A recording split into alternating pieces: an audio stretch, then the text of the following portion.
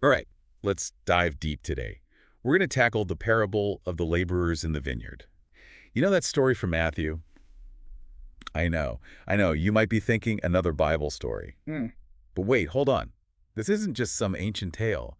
It's about fairness, grace, and stuff that still matters today, even now. You know what's really interesting about this parable is that it flips our normal ideas about fairness upside down, like throws us a curveball right from the start. Okay, so maybe not everyone's totally familiar with this one. Can you set the scene for us? Sure, it starts with this vineyard owner needing workers, right? He goes out early and hires some guys, agrees to pay them a denarius, which was the normal daily wage back then. Okay, standard stuff. Yeah, but then he does something totally unexpected. He keeps going back all day long, hiring more people, like at different times. Oh, so it's not just one hiring round. No, he hires some mid-morning, then some at noon, and even some super late in the afternoon. Wow, okay. And each time he promises them a fair wage. So we've got all these workers hired at different times, expecting fair pay. What happens at the end of the day? Well, the owner does something that would have been like totally radical for that time. He pays everyone the same amount. Whoa, wait a minute. So the guys who worked the whole day got the same as the guys who only showed up for, like, an hour? Exactly. Oh, man. I can see why that would cause some problems. Totally. The workers who were there from the morning were like, hold on, this isn't fair. We were out here in the sun all day, and these guys just show up and get the same reward. They were not happy. Yeah, I'd be kind of grumbling, too. It's like working extra hours on a project, and then someone who barely helped gets the same bonus. Yeah, and that's kind of the point. Jesus is using this parable to make us think. This equal pay thing, unheard of back then. People were paid based on how much they worked. That was just the way it was. So is Jesus saying effort doesn't matter? Like, is that the takeaway? Not necessarily. We got to remember, parables aren't always literal. Right. They're meant to make us think, challenge what we think we know. Okay, so if it's not about literal wages, then what is it about? Well, think about it this way. Instead of vineyard work and money, think about God's kingdom and his grace. Okay, I'm following. The vineyard owner is God, the workers are us, and the payment is salvation. Ah, I see. So even if we come to God later in life, we get the same gift as those who've been devoted forever. So it's like divine fairness versus human fairness. Exactly. God's fairness isn't about keeping track of every little thing we do. It's about his generosity. That makes sense, but Yeah. isn't there a danger in saying effort doesn't matter? Hmm. Don't we need to be accountable for our actions? That's a great question. And it's something people have been thinking about for centuries. It's not that the parable is dismissing effort or anything. It's more about shifting the focus from earning God's favor to accepting his grace. So we can't just work our way into heaven. We have to accept the gift. You got it. It's about understanding that God loves and accepts us not because of what we do, but because of who he is. Wow, this is pretty mind-blowing stuff. So how do we actually see this parable playing out in real life? Like, how does divine fairness actually work? That's where the examples from your research come in. Okay, I'm ready to hear them. Let's start with a workplace example. All right, hit me. Imagine a company that gives everyone the same holiday bonus, from the CEO all the way down to the newest intern. Whoa, really? Yeah. I've never heard of a company doing that. Right. It seems kind of counterintuitive, right? But think about it. Even though some people might feel like they deserve more based on how long they've been there or whatever, this equal bonus thing shows that the company values every single person. Yeah, I guess it's a different way of thinking about it. It's like appreciating everyone's effort, not just who did the most or who's been there the longest. Exactly. Now let's switch gears a bit. How about late life conversion? Ooh, that one always gets me thinking. Right. Imagine someone lives their life a certain way and then, maybe even on their deathbed, turns to God. According to this parable, they get the same promise of eternal life as someone who's been devout their whole life. Yeah, it's a tough one, for sure. Part of me wants to be like, shouldn't there be some kind of catch-up time, some extra effort required? But then I remember it's all about grace, not earning our way in. Exactly. It's about that radical, overflowing love of God. He doesn't Wow. keep score. That's powerful. Okay, what about that scholarship program in the research, the one that gives money based on financial need, not just grades? Ah, yeah, that's a good one. It shows how the parable's ideas can apply to real systems. It's about generosity and equal opportunity, recognizing that sometimes a level playing field means giving extra help to those who need it most. Like saying everyone deserves a chance at success no matter where they come from. Right. And this leveling the playing field idea is really central to the parable. It challenges us to stop ranking people based on achievements. That makes a lot of sense. But how do we deal with that feeling of envy when we see others seemingly getting away with less effort? That's a great question. And the parable addresses it directly. Remember those workers who were complaining about the payment?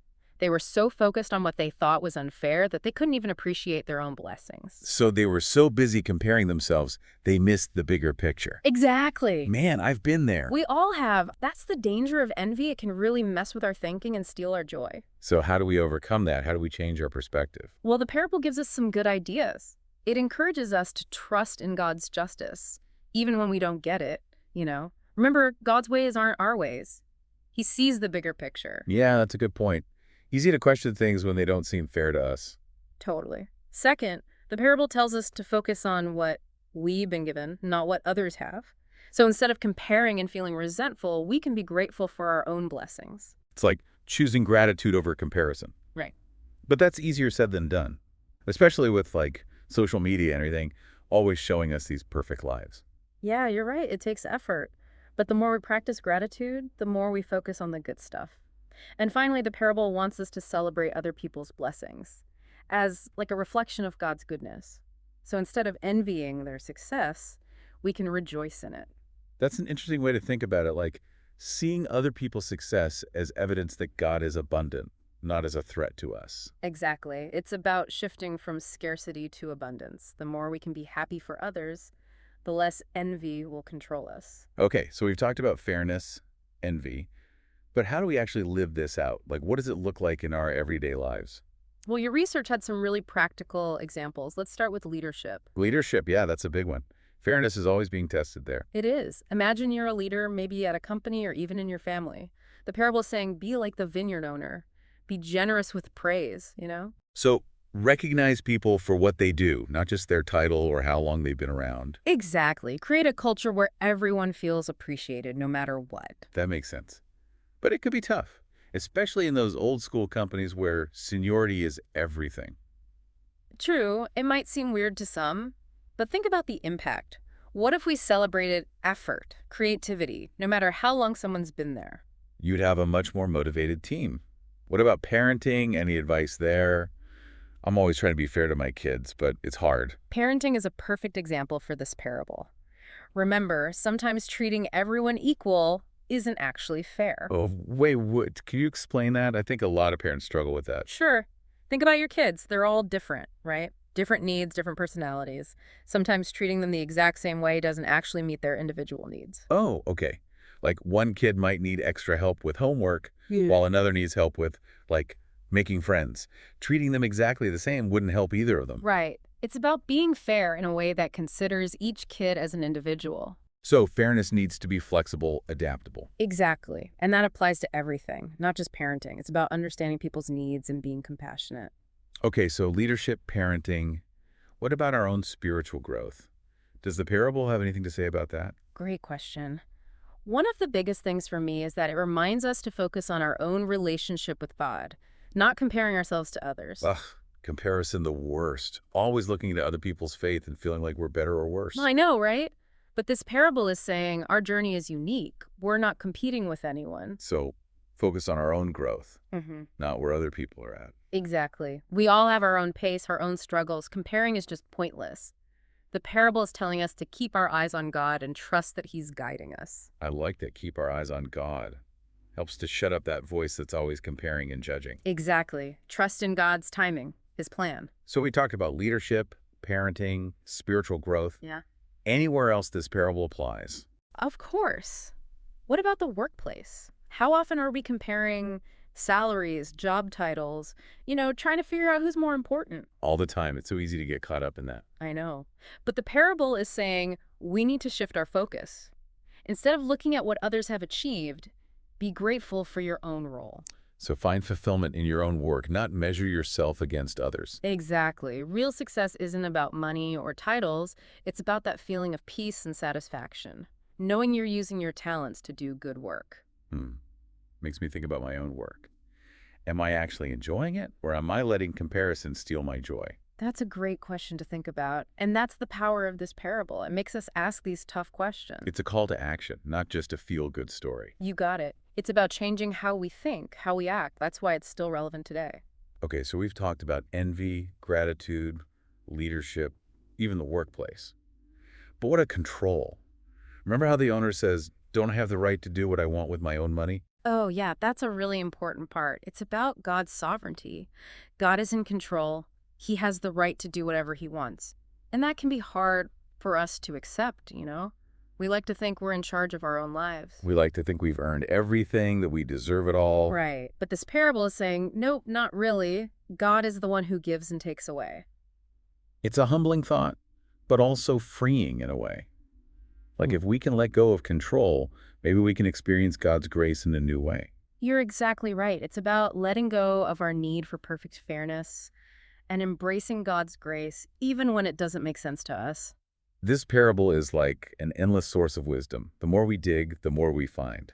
It really is. That's the beauty of these old stories. They still speak to us today. You know, it's funny, as we've been talking about this, I've realized it's not just about our own views. It's like it challenges society too. This whole thing about everyone getting the same, no matter where they come from or how hard they worked, it kind of messes with our ideas about who's at the top and who deserves what. It's true. It really shakes things up, especially back then, during Jesus's time. Their society was all about strict hierarchies. Laborers, the working class, they were seen as like less deserving than the powerful people. So it's like saying everyone has value, no matter their job or their income. Exactly. It disrupts those power structures and says everyone's equal in God's eyes. That was a radical idea back then, and it still challenges us today, especially with all the talk about social justice and inequality. It makes you think about how we often focus on individual success. And sometimes we forget about those who are struggling. This parable is like a reminder to be more compassionate, to remember we're all connected. Absolutely. It's saying we need to move beyond just focusing on what people produce and see everyone as having dignity just because they're human. So it's not just about changing our own beliefs, it's about looking at the systems that create inequality. You got it. The parable asks us to think about our society, our economy. Are they really fair? Do they reflect God's love and compassion, that radical equality? Or are they keeping people divided? Wow, this is getting deep. Right. But that's what makes it so powerful. It pushes us to think about the bigger picture. Exactly. It's not just for personal growth, it's for changing the world. It's a call to build a world where everyone is treated with respect, a world where everyone has a chance to succeed, no matter their background. Now that's something worth fighting for. And maybe, if we really understand this message, we can start to create that kind of world. I think we can. It starts with each of us looking at our own hearts, challenging our own beliefs, and living out compassion, justice, and equality every day. You know, this parable really challenges our assumption that hard work equals rewards. We're so used to thinking that if we put in the effort, we'll get ahead. But this story's saying maybe it's not that simple. Yeah, it throws a wrench in the whole system, right? It's saying that sometimes the reward, like salvation, is a gift. We can't earn it, no matter how hard we try. That's hard to grasp, isn't it? We're so used to thinking about transactions, earning and deserving. I know, right? It takes a real change in perspective, letting go of control and trusting something bigger than ourselves. This makes me think about what we were saying before, about free will and God's sovereignty. If God is really in control, what does that mean for our choices? Does this parable say we have free will, or are we just following a script? That's a question people have been debating forever. And Yeah. honestly, the parable doesn't really give us a clear answer. Maybe that's okay. Maybe it's not about having all the answers. Maybe it's about asking the questions, wrestling with the mystery. So it's not about reaching a conclusion, it's about the journey. Exactly. And in that journey, we might just get closer to God and understand his grace and love in a deeper way. This whole conversation has been incredible. It's really made me rethink my own ideas about fairness, grace, and God. Me too. Hopefully our listeners are feeling the same way. One last thing that stood out to me, this parable isn't just about receiving grace, it's about giving it too. Oh, that's so true. It's not enough to just know that God is generous. We have to be generous too. So we have to become like messengers of grace. Exactly. Treating everyone with dignity and respect no matter who they are. Celebrating other people's successes and helping those in need. Creating a world where everyone feels loved and valued. That's a beautiful thought. And I think it's a good place to end our deep dive today. This parable, even though it's short, is so full of wisdom. It challenges us, makes us ask hard questions, and shows us the power of God's grace. It's been amazing exploring this with you. Me too. And to everyone listening, we hope this deep dive has given you some new insights. Keep thinking, keep asking questions, and keep exploring your faith. Until next time, happy exploring.